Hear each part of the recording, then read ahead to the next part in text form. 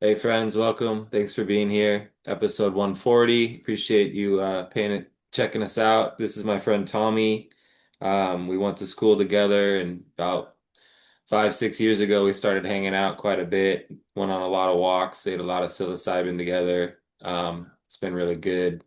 Good friendship established during difficult times. So welcome Tommy. How you doing today, man? Hey Joel, good man. Thanks for having me. Coming to you live from the Peruvian Amazon. Cool, man. Yeah, yeah. What are you doing down there for the audience? What brought you to Peru?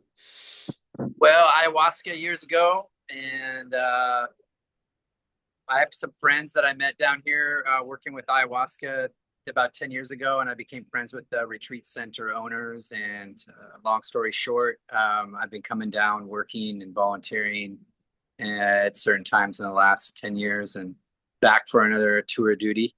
And Cool.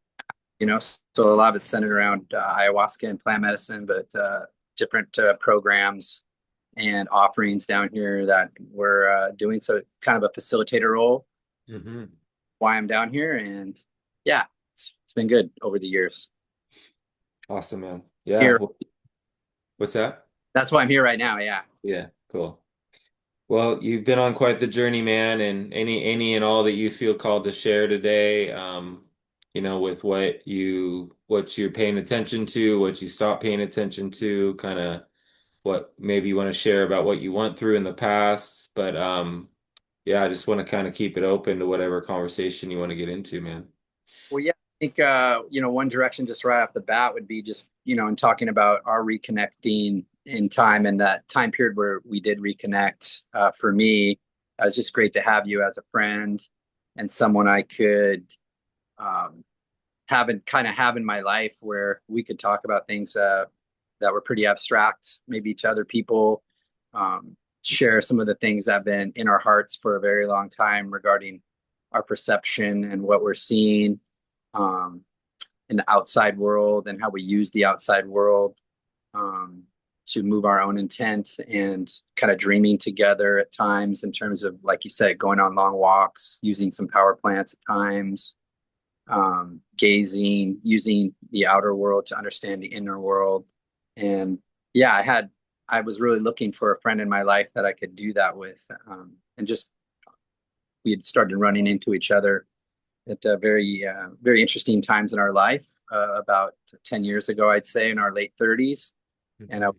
you, um, at this certain co-op that was in the Seattle area, and we ran into each other at a couple of the different co-ops throughout time, and I kind of knew that that this connection was kind of, it's kind of one of those things in life where I go, I need to listen here, I need to remember, and so it was really good to reconnect with you right before, really that 2020 time period when COVID kind of launched, and uh, you know, yeah, the world kind of went full retard, and you know, it was very humbling, but also very revealing that time period. And yeah, just I'd like to just share with your listeners and your viewers. Yeah, it's really important to just have anchors and have friends in your life, and to really realize the importance of what community or even just one person in your life that you can share some of these topics and discussions around consciousness, the reality we live in, um, yeah, the inner and outer world um, that we perceive, and to be able to talk about, yeah, just I guess for us, I think it was just more about consciousness and expanding within ourselves and being able to talk about things that, yeah, most people have no desire to talk about what we're feeling, what we've been through, and then what it implies, what are the implications. So that was an amazing time to meet you in my life, because shortly thereafter, a year or two after reconnecting with you, I got suddenly sick, or what the Western world would call sick, in terms of my body kind of collapsed, my autonomic nervous system collapsed, and yeah, I've been on a massive journey to come back to myself, to recover my own soul, and to move back into personal power. Mm. And it's been great to have you as a friend who's who's been there to help empower me. So yeah, thanks, Joel. Yeah. Oh, thanks, man. Yeah, I appreciate the challenges you've been through and that you didn't, I know that for a little bit there you were considering having doctors attempt to figure it out for you, and then you know, were able to like come to some clarity on that and find other pathways to heal. So appreciate the fact that you've really walked the walk. You've been through something really difficult, and you've been able to repair yourself, obviously with help, but also a lot of it you did on your own. And it takes a really, strong person to be able to take responsibility for what's happened to them rather than try to blame something outside of them. And so appreciate your story. It's meaningful. I know has been, and is still probably at times very difficult, but um, I remember you said like you weren't willing to kind of go online and meet people as much as I was during the COVID time. And so you isolated quite a bit. And I think that was necessary though for you to get to know a part of yourself. And so it's just interesting how each of us respond. And I started this channel because of all the shit that started happening, and it allowed me to make connections with people. And so I'm glad to introduce you to the world I've met here. I know you've been on the community meetings and some people have heard you before, and we're really thankful for your shares. So yeah, man, just, any further you want to share around, yeah, just how difficult or what you've been through and what it's led to, and yeah, anything you feel to add to that. Yeah, I think mostly I'm here to just discuss and talk about what it means to be in this time period right now in the density that we're living in, and to know there's so many people out there that I'll avoid using the word struggle, but we're being challenged so heavily right now in terms of the weight of what people are actually feeling at an unconscious level. So going back to that time period, yeah, there's just so much in my own life that I had opened up in my life through using things like ayahuasca and using sport amphetamines to ride my bike and to perform Mhm. athlete throughout my life. And some of our initial talks when we first reconnected were around perception and opening up our own perception to more meaning traveling in the what maybe we would call the psyche, and going into places within ourself to discover parts of ourself that you know most people I think that I met don't really know or have a syntax for. So meeting you way back then, you were able to help me you know put my own syntax to it without projecting onto me. And I think that's really important when we start dreaming together, is giving people space and to give and to um, honor where they're at. And so just being able to have one friend at that time while this whole thing with COVID was unraveling, and showing us who are ready what's really been going on our whole lives when it comes to basically the lie we were living in and still are living in. But we're at that time, yeah, I cracked myself open to such a degree that once COVID came and I started to stand in my own, what I know is true, not my truth, just what's being observed through law, through natural law, through the laws that exist in nature, and seeing how they've been twisted and perverted. I think that alone, seeing that deception firsthand, and then having to live through that in where we were living at the time, which was Seattle, which was really full retard at that time. Um, yeah, I mean, isolation was probably the best thing for me because there was a bunch of fragmentation that still, I was still dealing with within myself, and there was things that were not integrated that I had opened, very big container that I'd opened. And so yeah, I think people went a couple of different ways during that time period. I'm sure some of the people that view are your viewers and check in with you know. I thought there was going to be a lot more people that were actually awake, so to speak, during that Mm-hmm. period. And when I realized there wasn't, and even within the community I was living in Seattle, it felt like massive amount of isolation just from knowing that where is everybody? Like, Yeah. are people not seeing Right. this symbolically, what this represents, and then just not even allowing themselves to consider that Mm. there's something else that's been going on our whole lives. So I'm really grateful for that expansion and that time period, but at the same time, I wasn't really able to handle that amount of isolation because of some of the own parts that I needed to still work through. And so I succumbed to a lot of stress and to a lot of community loss and rupture with family members during that time period, and a surgery that had kind of gone awry in terms of I had to wait a year almost to get an elective surgery done. And so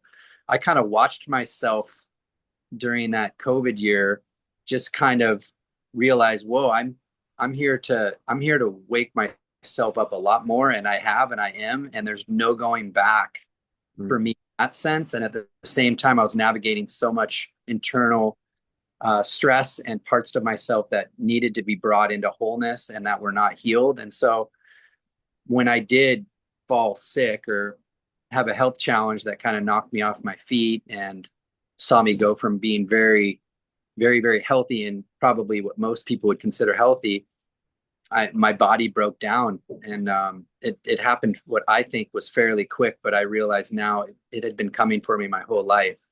Mm. Instead of going to doctors, I knew that what I was going through was more of kind of like a spiritual illness, or I think more of a shamanic illness from a standpoint of um, what I went through, and what I think most people are going through in this time is a massive initiation, and it looks different for everyone. And I know we've had some discussions around what that looks like for people, but I think on the whole, it has to do with consciousness expanding, our role as individual souls in that expansion, and starting to see ourselves um,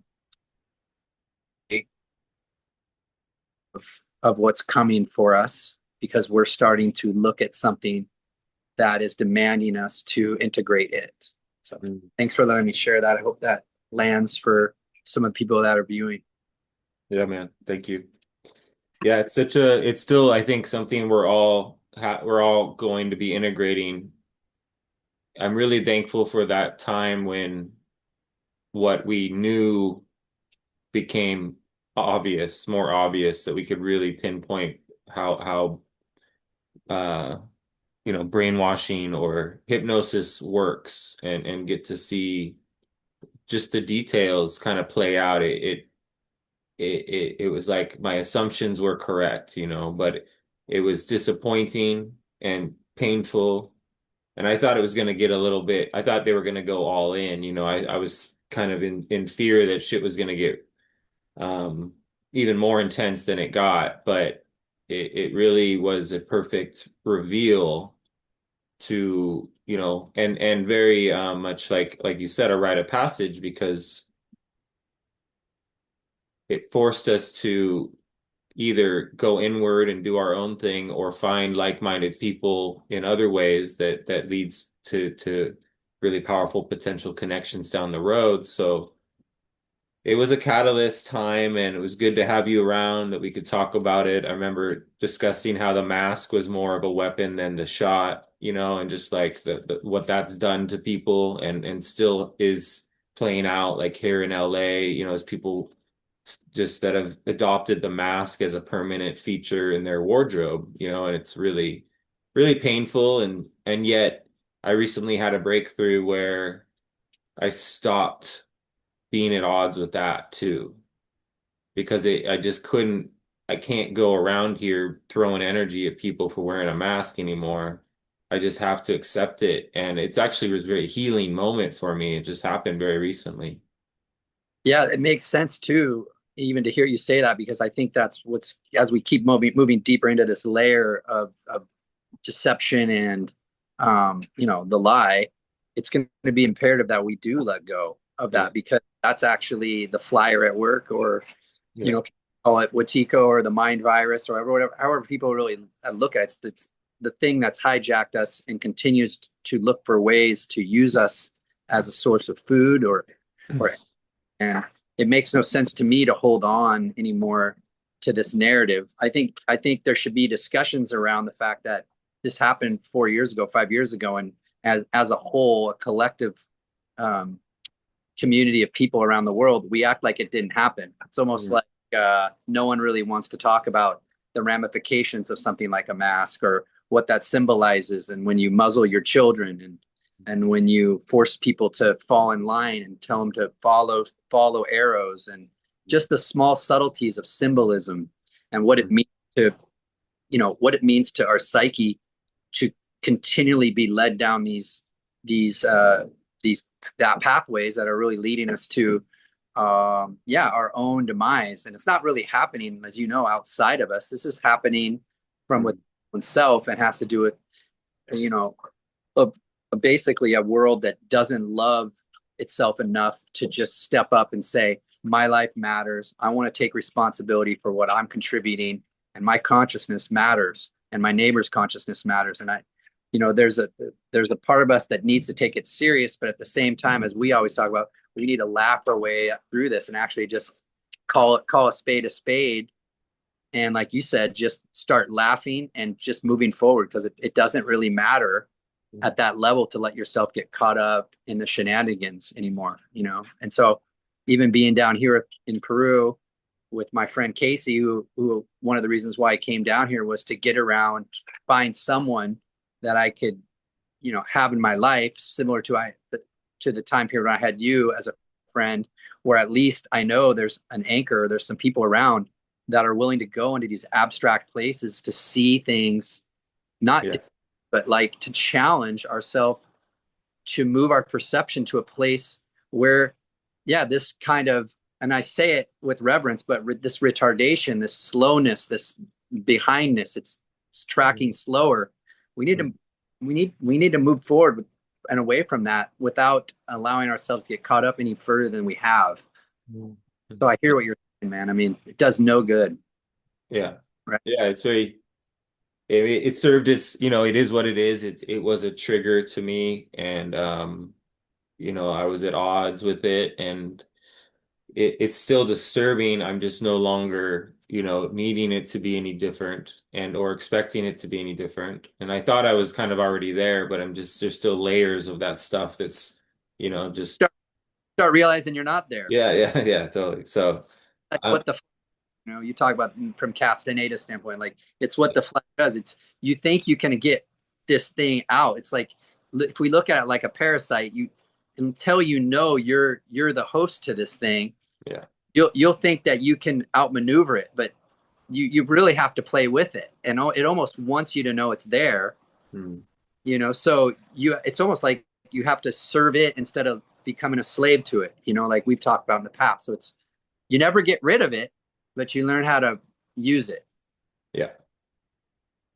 Yeah. Absolutely, man. Yeah, it's very a real, a lot of people can't get into this area of discussion because it's very confronting, but we do not we have more than one mind, and discerning the difference between the natural mind and the foreign installation is essentially the work when it comes to like why I do the movements, why we recapitulate, why we attempt to open doors in dream time is because it is a gauge as to how much of your natural mind you can access, and then to be able to tell the difference, and at times be able to silence that voice that isn't yours just enough to have some perceptual doorways open. And then it's very good at getting itself back in the game. There's a lot of pressure on us to remain domesticated, and it is truly rewilding if you could properly turn off that channel. Like you said, it's always going to be there. Don Juan said, I have a companion for life, whether I like it or not. And that's just the nature of these forces that are, truly just desiring the luminosity that is the beautiful energy that we have. And so it's not to me necessarily a negative. that this hive mind or parasitic energy exists. It's just part of reality. And Right. Don Juan was able to, he said, I have vanquished my mind. And so he had enough years and training and proper teachers to become fully lucid and not give his attention to that foreign installation. And that is a real possibility. And I think when people that are doing ayahuasca or different power plants get into layers of understanding potentially around how these things work, because you change speed, you're able to observe energy, you're able to kind of look at things from a different angle, even be told things at times. Like when I'm on psilocybin, words will come out of my mouth that it's like brand new to me, but it's what I needed to hear. And it's like the mushrooms are speaking and I'm listening, but I'm speaking to myself at the same time. And it's such a beautiful thing, to give yourself permission to receive guidance. And so, we're in quite the process and it's not an easy one by any means. In fact, I think it gets more challenging as we get stronger, which would make sense. But the world out there wants the challenges to stop. And in a way, that's why everyone's so willing to conform, is that they don't Mhm. want to take responsibility. They want somebody to save them or tell them that everything's going to be okay. And, it takes real courage to not find comfort in that, to walk away from the illusion of comfort that is, and really seek the truth on your own, even outside of books, really just working directly with your own Right. relationship to source.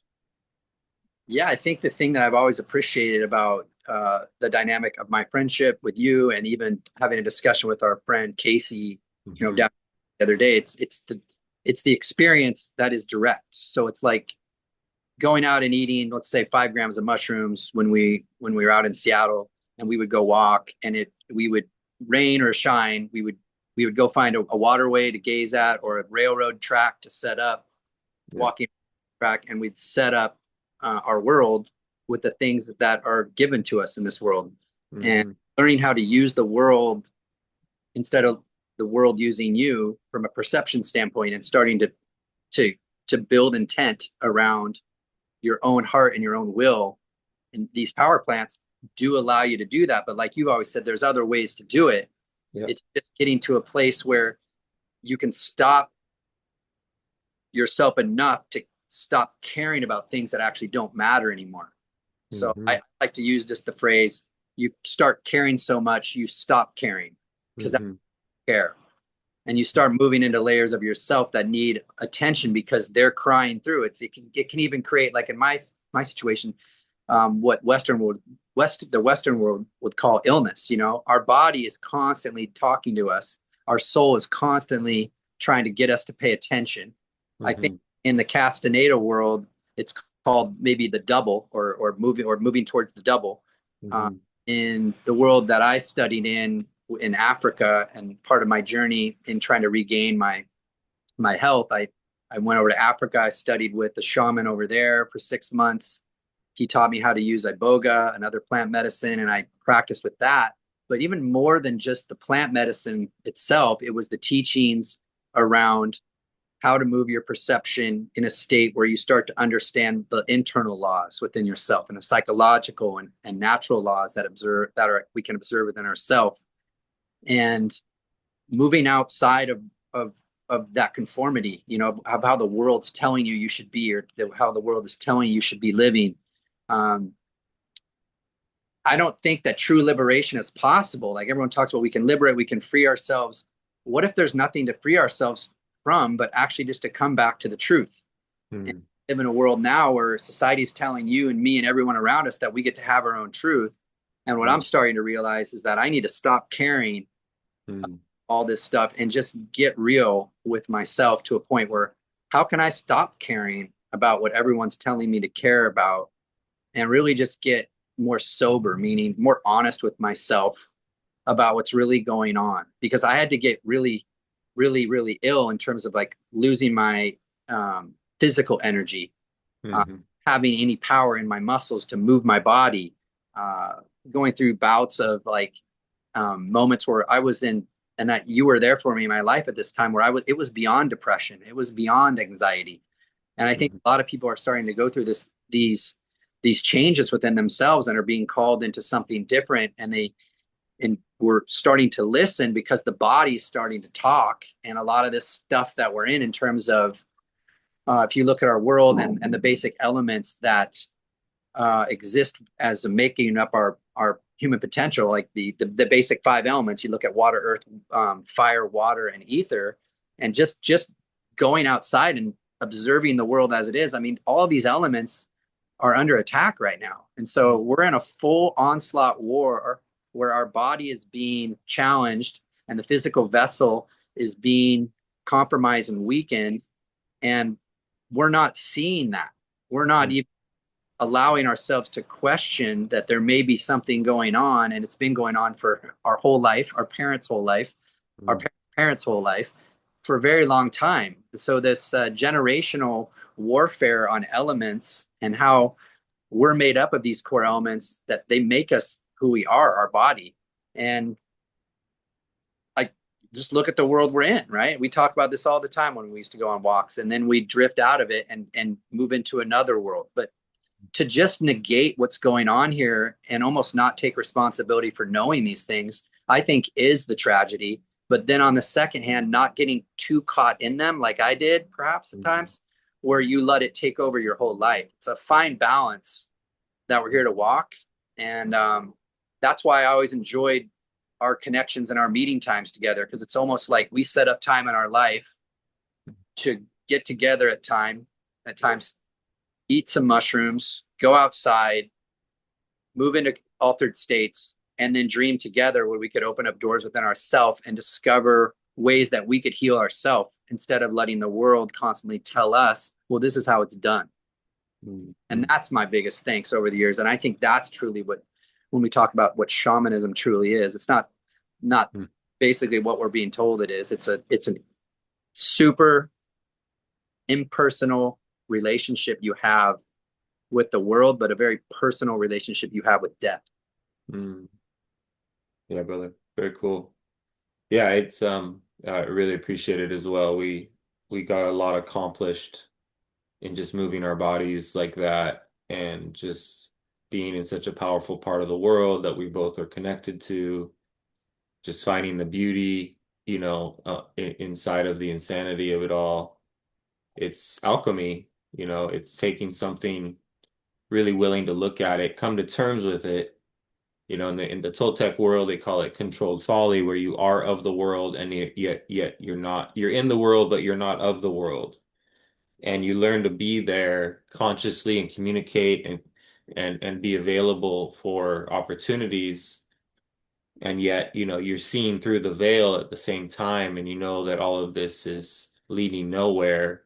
And, and so you just find a path of heart to walk that is going to make you feel, your purpose and or tap you into purpose and help you come to terms with, what you're capable of doing perceptually. So, it's been amazing to have these talks with you. I know it's been hard with family members. I recently have come to terms with some mistakes I made with my dad and trying to pull him out of hypnosis, and I wasn't listening, and I was,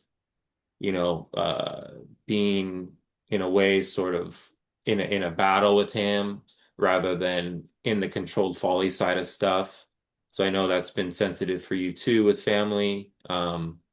So, just with your loss of your dad this year, man, I feel for you, all that you've been through. And then, but even more than that, the loss of your other family members, just because of the difference of perspective, and just want to give you an opportunity to reflect on how challenging that piece is.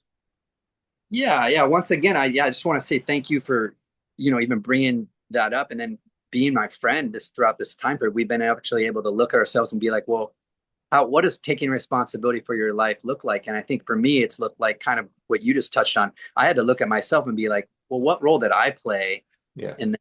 I mean, it's easy to say, oh, I lost this family member because I didn't want to get vaxxed and I Hmm. I saw this big lie taking place, and I saw it through this thing that other people didn't see through. But I think pushing this stuff on people, especially family members, not, I mean, not pushing it out of care and wanting people to, not agree with me, but just share that, hey, this is what I'm seeing. Yeah.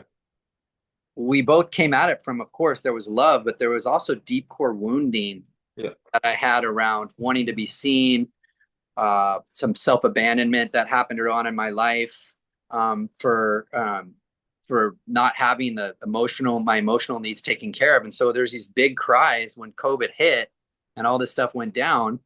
And I did have a pretty lucid, or an assemblage point that had moved far enough to see some of the stuff that we're talking about. What I immediately did was just almost vomit on certain people in my life that really did care about me and do love me still, but it Mm. shook them. And I realized the power we have inside of ourselves, each and every one of us, to move each other's assemblage point. And there's people out there walking the planet that are and have done a lot of internal work, and they've moved through a lot of pain and transmuted it through like alchemy and like what we talk about. Not everyone is ready Right. for this stuff. And so I've learned some really hard lessons, and it's shown me my own mirror and my own shadows. And it's been part of my healing process in the last 4 years or so. And it's sad because I still don't talk to some family members, and it makes me really, even to this moment, it gets me almost choked up because I mean, so much has been lost and not a Mm. lot talked about, from a philosophical standpoint of what's actually happened. And I think that it's important for us that, we continually put the mirror back on ourselves and ask harder questions. And I do think that repair after a rupture is possible. And I think it's probably part of the karma that we both sit in. But I think it's time for people in the world to really start to turn it back, that shatter that mirror on Mm. themselves so they can really see their own stuff in this. And so I'm really grateful that that's happened for me. I don't know Mm. what the true roadmap is to healing, maybe with a family member after 4 or 5 years of not talking to them. I know you hear this a lot in communities around the world that just they don't know if we can even come back together. But I Right. know we can. I think it's Mm. happening more. It's just coming back to yourself. Mm. I Mm. think that's the thing I enjoy, getting together and talking to you about. Yeah, man. Cool, dude. Yeah, totally. It's definitely gonna be a matter of the heart rather than the mind. And 100. I appreciate you that's often a message that you share. And Yeah. it's there's so much to learn about when we're willing to be vulnerable and admit to the pain that Yeah. we are in and that we've been in. And I've often heard you say people don't realize, I don't think people realize how much pain they're in. Mhm. And most people don't want to find that out, and they try to keep it, bottled up somewhere. But I think what you're saying and have said earlier is that it's just doesn't work. Like the body's going to speak. Right. It's going to try to alert to you what's really going on, and all that stuff is eventually going to be have to be dealt with, whether it's through disease or what they call disease or some form of crisis will occur. But I think we can consciously go toward the pain with some tools, and so that we don't have to experience a disease-like scenario or a crisis of sorts. And so I think people are intuiting that, and it's probably a lot of why people are starting to turn to ayahuasca or things of that nature, is because it can illuminate things that people don't typically look at. And so this is like shadow work in the sense that what is not conscious needs to become conscious. And then that's what illumination, or even what people call being enlightened, would be, is that because everything gets lit up, but that doesn't mean that's going to stay that way. The challenges will change, the scenario will shift, and new opportunities for things to get hidden again can happen. So it's a constant dance with, honesty, authenticity, being realistic about and practical and energetic. So yeah, some good messages there that you've shared over time. Yeah, man, it's always been about, moving back into the heart and for me in my own life, being a coach and a teacher throughout the years in my own way, I think each one of us knows deep down, like we were saying, each one of us actually has a relationship to the thing that we know we need to use, that we can use to actually unlock the things that we're here to face. And so, for me, losing my health after living a life of like, you know, I would say, most people would look at me and, man, that guy can ride a bike, you know, 15,000 miles a year and then work 30 to 40 hours a week. And, on the outside, it looked really good. And again, there was many great parts of that. But on the inside, I was just a broken little boy who, Mm, running away from so much. And at the same time, I was running away from things I needed to face. I had opened up so much beauty and wonder and joy and awe. So it's really teaching people that all these things exist in this moment. And it's just what parts are you pushing away and what parts are you giving too much credit to yourself for? And so it's really coming back into like harmonic balance with your own psyche. And for me, it's been more of a soul retrieval. And it's looked very painful, probably to people that perceive me from the outside. But for mm, me, it required a lot more isolation on top of the other amount of isolation that helped break it open and cause it. So I think each person's initiation looks different, but I think it's really important right now more than ever to really look at the words that we use. Or why are we calling ourselves sick? Why are we calling our disease? Why are we calling it illness? When in really it's none of those things. It's a call back to the heart. It's a call back to the soul. It's a mm, call back to the earth. It's a call back to aligning with laws that are natural, with mm, that live inside of us. And it's about not taking ourselves too seriously and at the same time, paradoxically, becoming very stoic and honest and taking responsibility from a standpoint of firmness.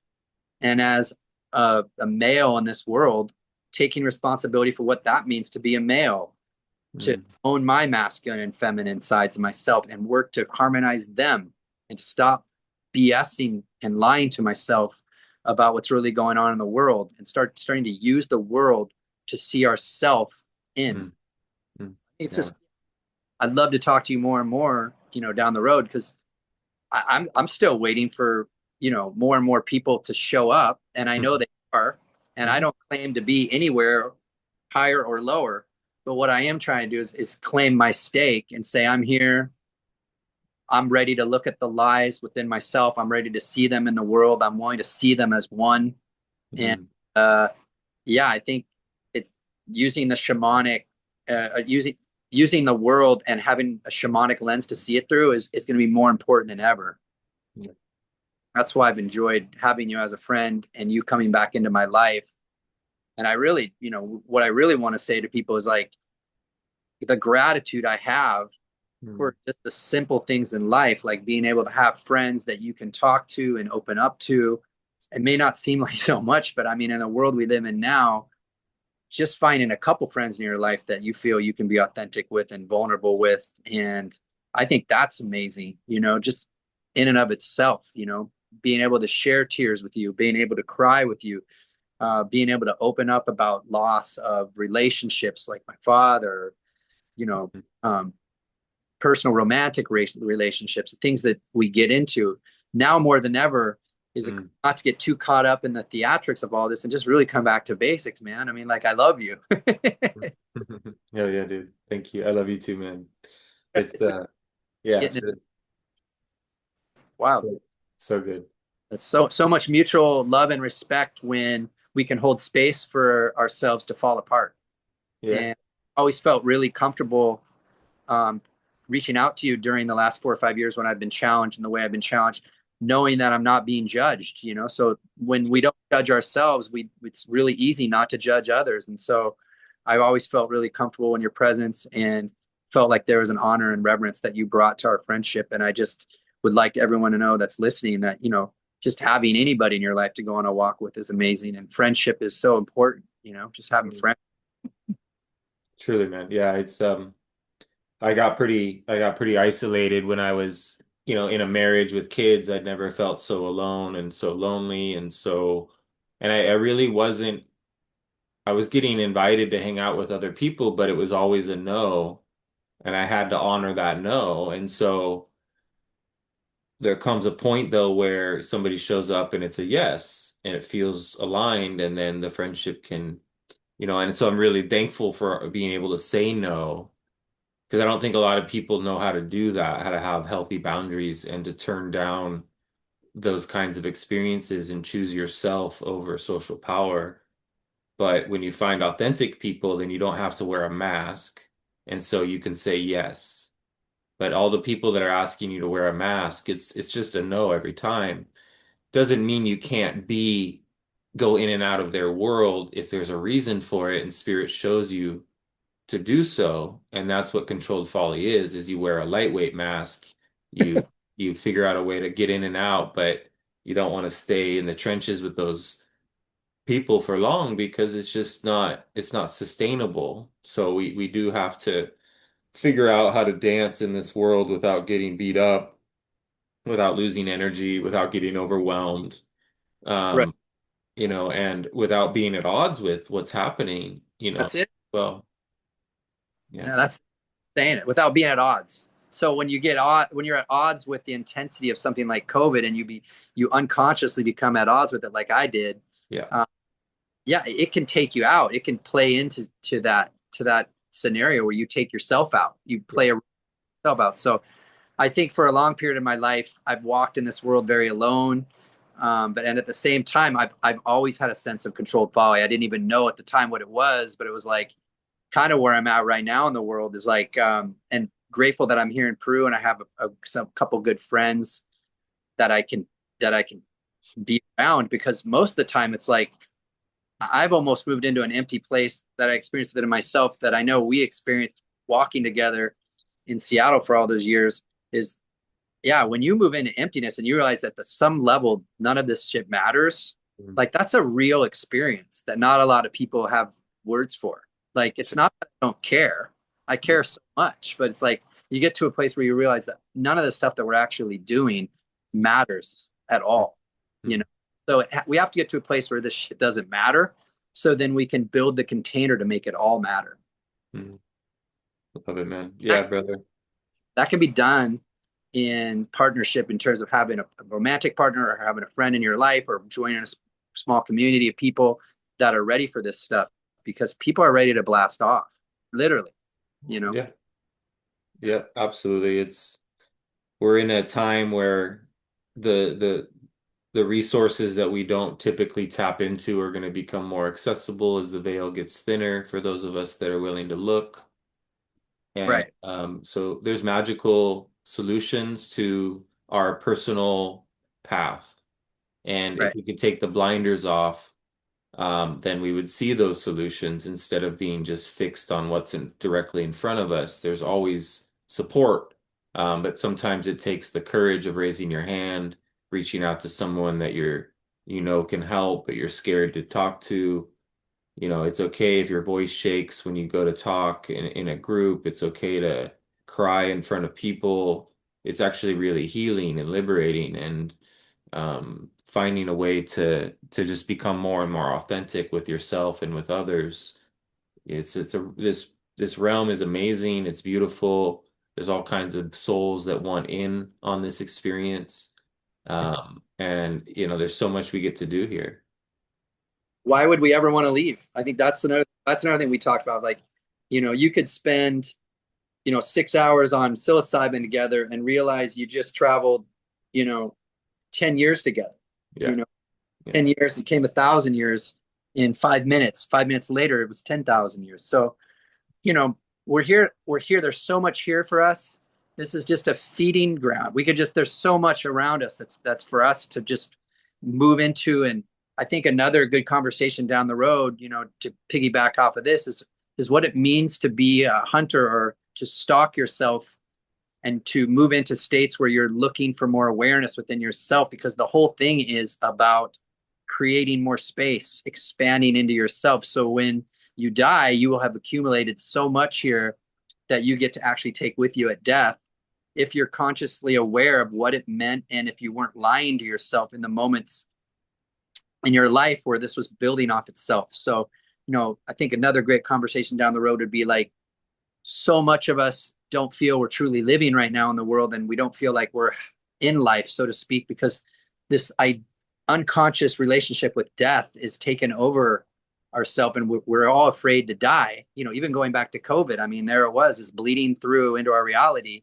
We're all gonna die. And it's like Mm. it's always there, and it's Mhm. always going to be there. But it's like we should actually go after death in order to achieve life. And Mm. so I think that'd be another great topic to talk about down the road. And I Cool. know being down here in Peru and working with people in a retreat setting, offering ayahuasca to people from all over around the world. I think my favorite thing about that experience is the integration circles and when people can open up and crack themselves open. And I learned from other people just by them showing me their vulnerability and their story and becoming honest with it. That's really why I'm down here, because it's such a big part of my own healing process. I don't even have the desire, like we spoke off camera before this, to really drink ayahuasca right now. It's more just how can I use other people to help myself heal? How can I borrow your nervous system when it's time to borrow your nervous system, and Mm. kind of move into states where we're showing up for ourselves in order to show up for another. Mm. Wow, buddy. Let's do That's that. powerful. And like, in terms of the Castaneda stuff, which you always brought into our relationship, and I'm really grateful for that. Even though I haven't dove into all those books, I'm down here with a buddy that is. Hmm. I think that'd be cool down the road to even get you, my friend Casey, on a call too, and we can kind of break into some of that stuff, because I'm really into furthering my relationship with my own switch point, talking Hmm. about these pillars that can kind of help us make sense of our reality and what we're doing in non-ordinary states as opposed to ordinary states. And I Yeah. think there's much more to bust into on top of all the other stuff that you've opened up in your life and shared with the world. And I've always been just such a supporter, and I'm stoked for you to see where this has gone, because this really does need to happen in this time period we're in this Yeah. time. This stuff's bleeding in, and having enough courage to go for it and to Mm. keep going when you don't even know where you're going anymore. Like, Yeah. so moving into the mystery and the Mm. unknown states of yourself where you really want to know, like, well, what's next? Well, some of the best times in my life, and they're going on right now, is when I don't know where I'm going in 2 weeks. I don't know where I'm going to be living next month, Yeah. Yeah. and embracing that. And so, just having someone around like you who yourself has done that in your own life, and keep following the clues, you keep unlocking the mystery without needing to know the mystery. Yeah, it makes me really grateful, man. So maybe we could do that down the future as well, in the future as Yeah. well. Let's do it, man. It'd be great to have all three of us talk, and you and I can keep doing these talks as well. And yeah, so I'll let you send me any info you want to go in the description, but if you have a social media thing you want to share, the way people can reach you if they feel like reaching out. Yeah, I mean, I'm just the only thing I ever use, which is not really a lot right now, but I'm starting to figure out in my life right now where I want to go with how I want to expose myself. But it's just Instagram would be the place right now, and it's just at Thomas J Jerome, and Okay. so ThomasJJerome. Yeah, Love it, just man. if anybody wants to just drop in and say hello, I'd like to meet people. Anyone out there, if this, any part of this quick talk resonated with people, yeah, man, I'm around. And anyone that's kind of finds himself in an abstract space and is doing that work, yeah, man, I'd love to talk to anyone. But I look forward to more conversations with you, just because I value our. Oh man, me too, brother. Well, good to be with you today. Thank you everyone for checking this out. Feel free to reach out to either Tommy or I if you have questions, and look We'll forward do. to the next one. Yeah. All right, Joel, man, we'll be in touch. Okay, take care everyone. Much love. Thanks, Tommy. Take care, everyone. Yeah, thank you.